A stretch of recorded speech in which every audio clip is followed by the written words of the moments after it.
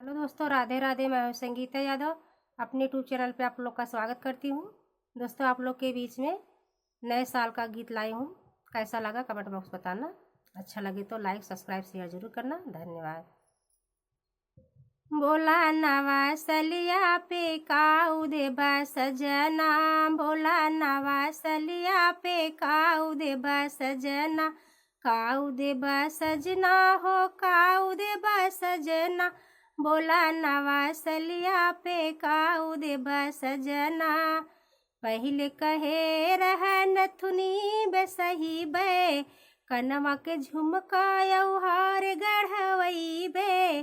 पहले कहे रहा नथुनी बेसही बे, कनवा के झुमका यौहार गढ़वई बे।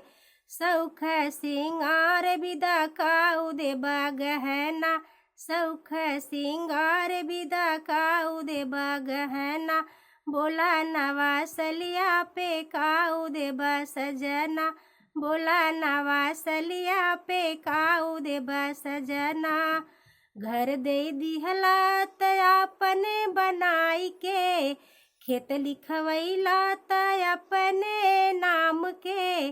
घर दे दिहला अपने बनाई के, खेत लिखवैला अपने नाम के।